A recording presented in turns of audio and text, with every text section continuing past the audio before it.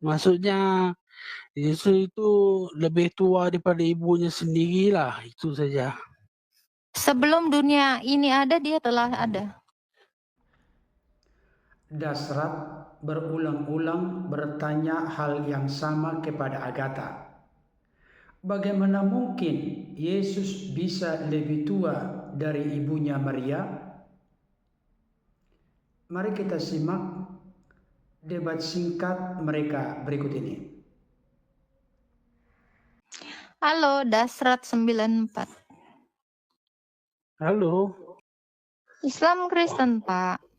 Islam. Mau bertanya, Pak? Sebelum Yesus turun ke bumi, dia memang sudah hidup lama ke tidak? Dalam kekekalan, dia adalah Allah yang hidup. Oh, sebelum ibu Maria mengandungkan dialah. Iya. Oh, maksudnya Yesus itu tua daripada ibunya lah. Dalam kekekalan, tidak Oh, berawal dan tidak berakhir, Yesus itu telah hidup. Maksudnya Yesus itu lebih tua daripada ibunya sendirilah, itu saja. Sebelum dunia ini ada, dia telah ada. Maksudnya Yesus itu tua daripada ibunya lah. Dia Allah. Sebelum dia dilahirkan, dia memang sudah ada di dunia inilah. Kekal lah. Kekal. Dia Ah. yang menciptakan dunia ini malahan. Maksudnya dia tua daripada ibunya sendirilah. Dia kekal, Bang. Jadi Sebelum biji mata Adam ada, dia sudah ada. sebelum maknya ada pun dia sudah ada. Maksudnya dia Sebelum biji matanya Adam. sebelum Jauh. biji mata Maryam ada pun dia sudah ada kan. Iya. Maksudnya dia tua lagi pada maknya lah. Oh, Lebih tua bahkan dari Allahmu. Kabur dia. Lebih tua dari Tuhanmu. Tuhanmu baru ada apa 7, ya lebih tua lah dia. Gimana sih kau? Sebelum ada Islam dia udah ada. Kemana dia lari? Kekeliruan atau kesalahpahaman dari saudara kita Dasrat ini mengerti, mengenal, memahami Yesus disebabkan oleh beliau hanya memiliki pengertian bahwa Yesus itu hanya manusia yang dipanggil serta dipilih oleh Allah menjadi nabi, rasul atau utusan. Dengan kata lain, kesimpulan yang sering mereka lontarkan adalah Yesus itu hanya manusia, sama dengan nabi, rasul, utusan lain. Mereka juga menyimpulkan memang ada keunikan yang dimiliki oleh Yesus, di mana lahir ke tengah-tengah dunia tanpa ayah, hanya melalui rahim Maria. Itu saja keeksklusifan dan perbedaan Yesus dibanding dengan nabi, rasul, utusan lain. Selebihnya sama. Kira-kira demikian yang menjadi konklusi dan kesimpulan saudara kita Dasrat dan juga para apologet serta polemikus di luar Kristen. Itu merupakan konklusi, kesimpulan, pengertian, pemahaman yang tidak utuh serta tidak lengkap dalam perspektif keimanan Kristen yang tentunya bersumber dari fakta-fakta yang ada di Alkitab. Saudara dikasihi Tuhan, Kolose pasal 2 ayat 9 jelas berkata, sebab di dalam dialah berdiam secara jasmania seluruh kepenuhan keallahan. Dari ayat ini jelas bagi kita, Sang Firman yang telah nuzul turun mengenakan tubuh kemanusiaan, Yesus namanya, Satu pribadi memiliki dua natur. Natur kemanusiaan yang diperolehnya dari kandungan Bunda Maria. Itu sebabnya berulang-ulang saya sampaikan, Yesus itu dalam keadaannya sebagai manusia yang memiliki tubuh fisik jasmani adalah buah rahim Maria.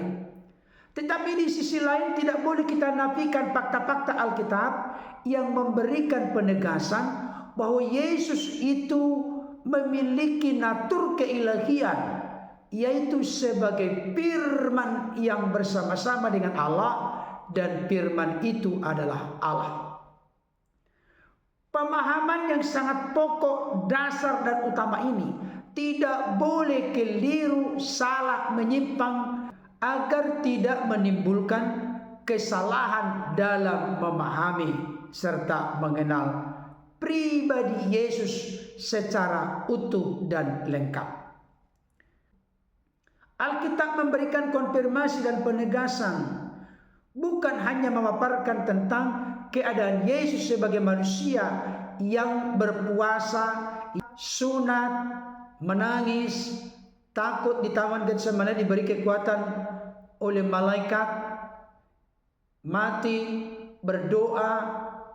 Itu semua menunjukkan keadaan Yesus sebagai manusia yang mana disamakan dengan kita kecuali dalam satu hal, yaitu Yesus tidak berdosa. Tetapi banyak juga fakta-fakta dalam Alkitab menunjukkan, membuktikan bahwa Yesus itu ilahi. Yohanes 8 ayat 56 sampai 58. Abraham bapamu bersukacita bahwa ia akan melihat hariku, dan ia telah melihatnya dan ia bersukacita. Maka kata orang-orang Yahudi itu kepadanya, umurmu belum sampai 50 tahun dan engkau telah melihat Abraham. Kata Yesus kepada mereka, aku berkata kepadamu, sesungguhnya sebelum Abraham jadi, aku telah ada. Ketika Yesus berkata, Abraham telah melihat hariku dan ia bersukacita, orang-orang Yahudi tidak setuju, menolak dengan tegas perkataan Yesus. Kenapa demikian? Karena mereka mengerti serta mengenal Yesus hanya dalam keadaannya sebagai manusia, anak Yusuf si tukang kayu, yang mana saudara-saudaranya ada bersama dengan Yesus. Tetapi Yesus berkata, sebelum Abraham jadi, aku telah ada. Pasti itu tidak merujuk atau menunjuk kepada keadaannya sebagai manusia.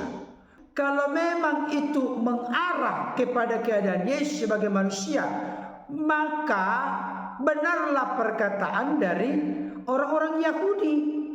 Karena memang jarak antara Abraham dengan Yesus kurang lebih 2000 tahun, di mana Abraham terlebih dahulu ada.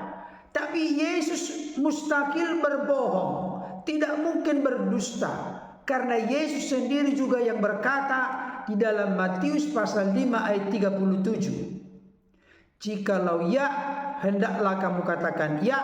Jikalau tidak, hendaklah kamu katakan tidak. Apa yang lebih dari itu berasal dari si jahat. Jadi Yesus pasti berkata benar.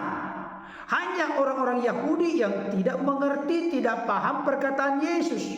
Demikian juga dengan banyak apologet, polemikus di luar Kristen yang mirip model orang-orang Yahudi, di mana tidak mengenal Yesus dalam keadaannya yang sebenarnya dan seutuhnya.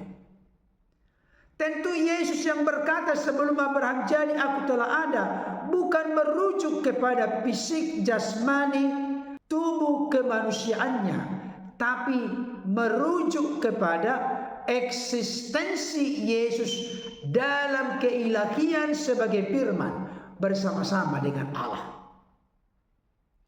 Yohanes 17 ayat 5. Oleh sebab itu ya Bapa, permuliakanlah aku padamu sendiri, dengan kemuliaan yang kumiliki di hadiratmu sebelum dunia ada. Yohanes 17 ayat 24. Ya Bapa, aku mau supaya dimanapun aku berada, mereka juga berada bersama-sama dengan aku. Mereka yang telah Engkau berikan kepadaku, agar mereka memandang kemuliaanku yang telah Engkau berikan kepadaku, sebab Engkau telah mengasihi aku sebelum dunia dijadikan. Bapak Ibu Saudara, sebelum dunia ini ada, Yesus telah memiliki kemuliaan di hadirat Bapa. Sebelum dunia dijadikan, Yesus telah dikasihi oleh Bapa.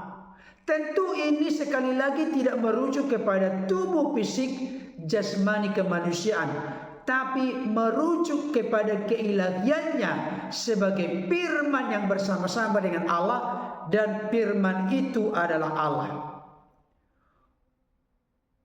Wahyu 1 ayat 8. Aku adalah Alfa dan Omega, firman Tuhan Allah, yang ada dan yang sudah ada dan yang akan datang, yang maha kuasa.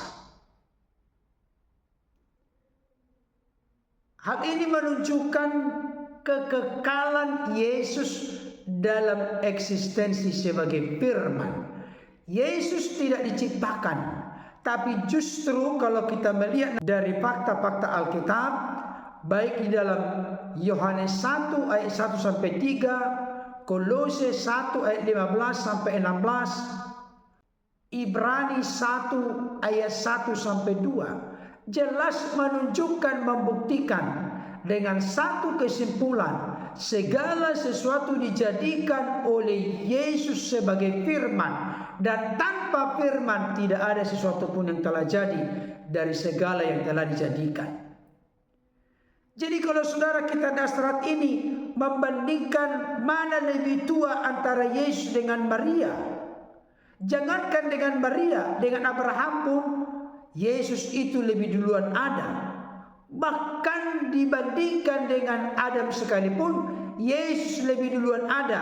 Bahkan Yesus dalam keilahiannya sebagai firman tidak punya permulaan, tidak punya akhir, tapi sudah ada melekat sehakikat, sederajat di dalam diri Allah yang disapa dengan Bapa bersama dengan Roh Kudus-Nya.